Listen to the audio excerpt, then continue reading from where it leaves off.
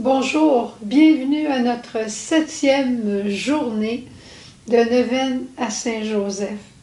En quelque part, on sent qu'on achève, puis en même temps, on n'a pas hâte, parce que c'est incroyable comment Joseph nous poursuit dans notre vie quotidienne.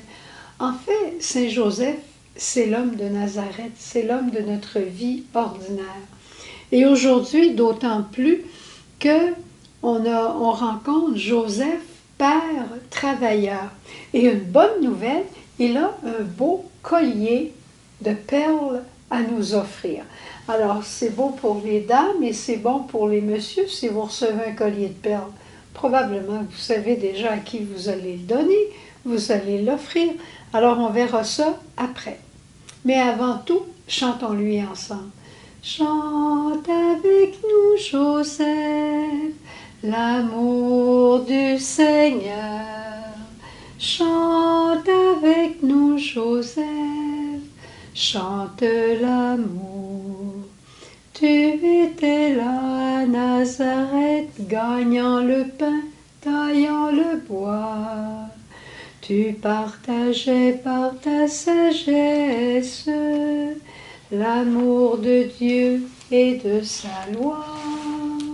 Et tu sais que la loi, c'est le travail, c'est une loi que nous a donnée le Seigneur, qu'on aurait tous à travailler. Alors il s'agit de voir, et je te le dis tout de suite, c'est pas une question d'âge que le travail, on se met bien d'accord là-dessus. Joseph, c'est un charpentier, un honnête travailleur qui fait son travail comme tout le monde pour gagner sa vie, faire vivre sa famille. Et c'est merveilleux parce que c'est lui qui a enseigné à Jésus la valeur du travail. Il a fait de Jésus certainement un charpentier vaillant, un charpentier créatif, encore une fois, qui dit créatif, dit Esprit Saint, dit amour, avec cœur. On peut s'imaginer Joseph et Jésus travaillant ensemble dans l'atelier, comment ils devaient y mettre tout leur amour. Ils devaient avoir chaud, ils devaient être fatigués, ils devaient avoir des clients super sympathiques, puis peut-être d'autres un peu moins.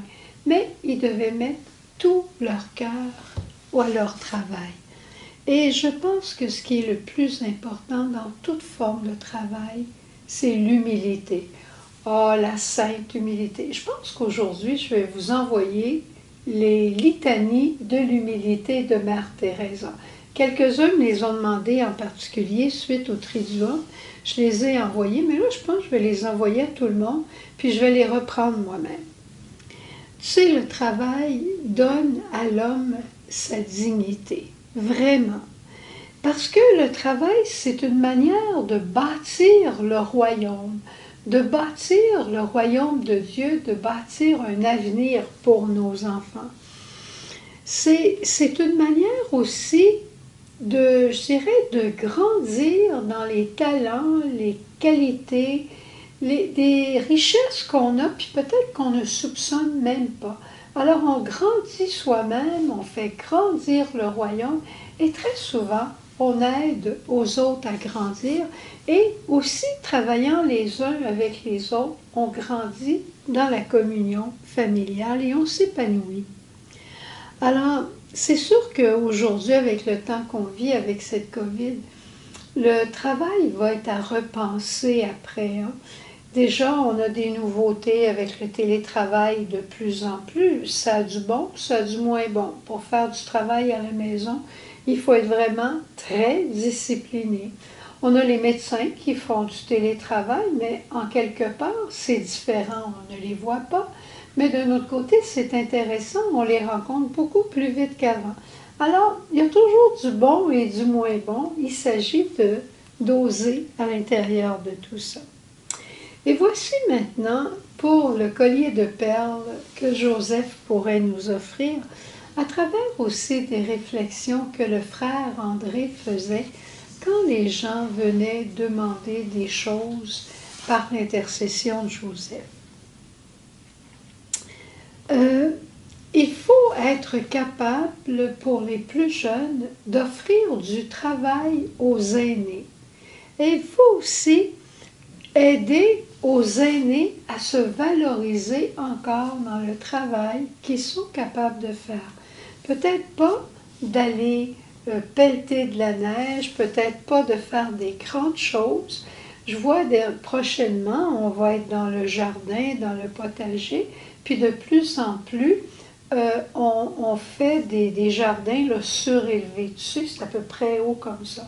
Ben, je te dis un secret. L'an passé, on a fait un jardin, nous autres aussi, pour la première fois ici à Cap-Chat. On avait une petite serre, puis on a aussi fait un potager devant la maison.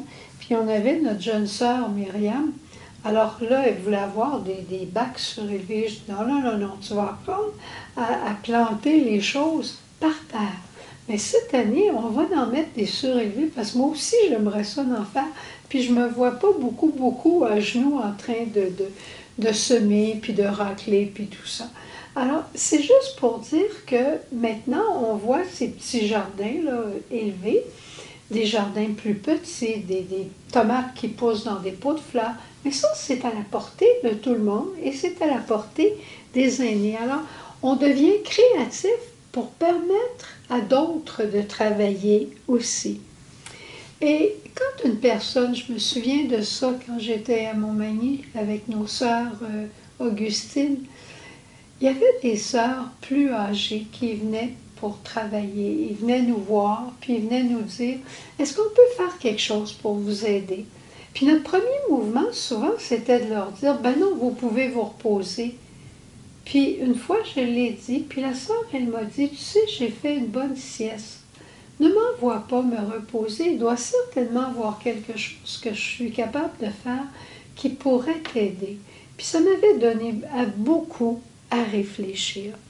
Alors, les plus petits travaux de la maison, qu'on n'a souvent pas le temps de faire, ces personnes-là peuvent les faire et c'est une manière de bâtir la maison, puis pas la maison, mais le royaume. Puis si toi, tu es dans ta maison, puis tu fais encore ton petit train-train quotidien, fais-le avec beaucoup d'amour. Beaucoup d'amour, puis tu vas construire encore avec Saint-Joseph.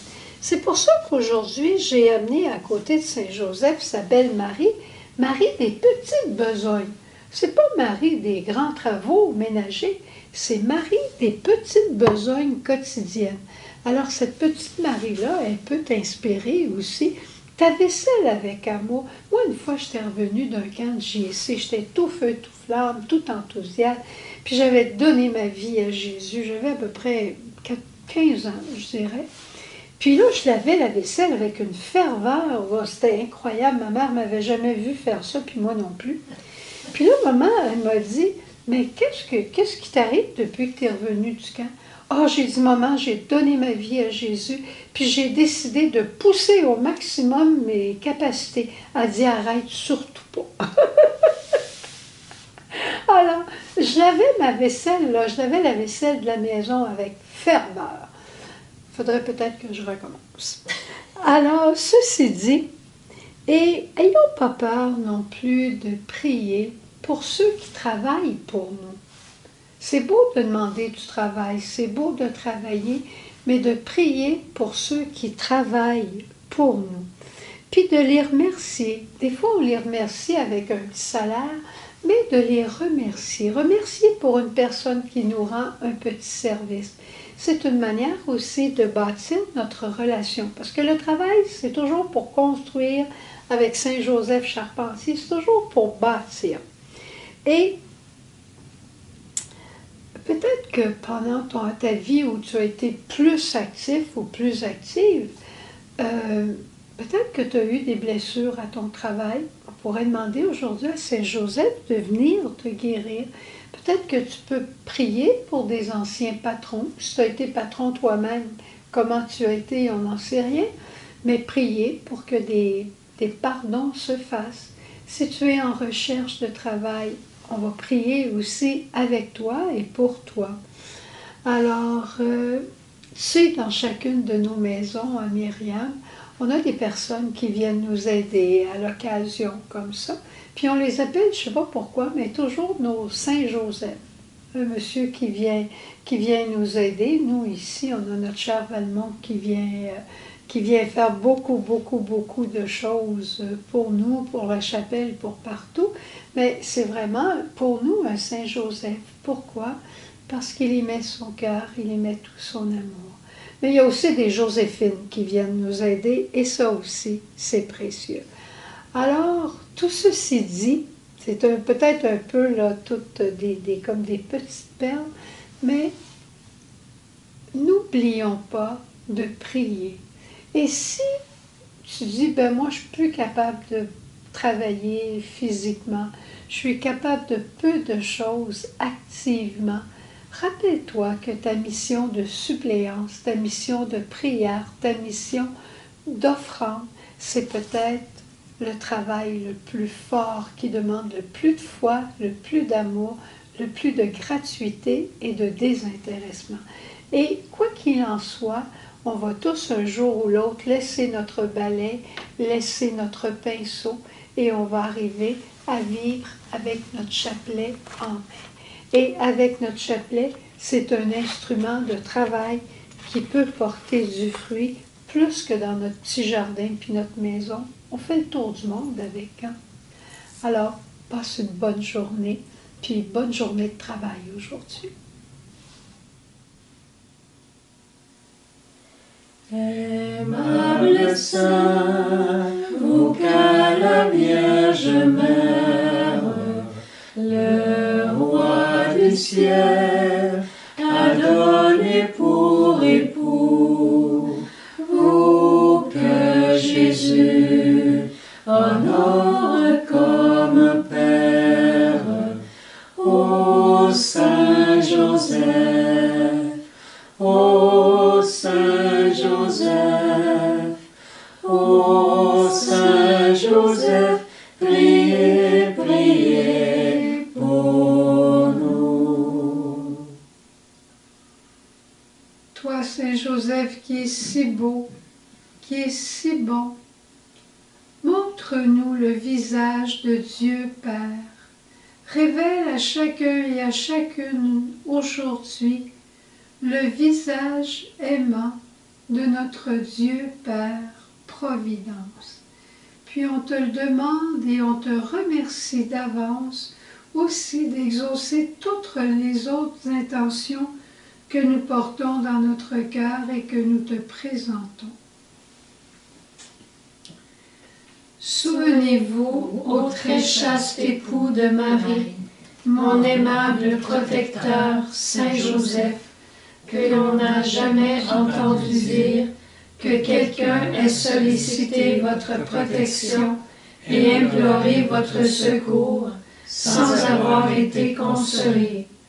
Je viens avec confiance me présenter devant vous et me recommander à vous avec ferveur. Ne rejetez pas mes prières, Père virginal du Rédempteur, mais écoutez-les avec bonté et daignez les exaucer. Amen. Ô Saint Joseph, ô Saint Joseph, ô Saint Joseph, priez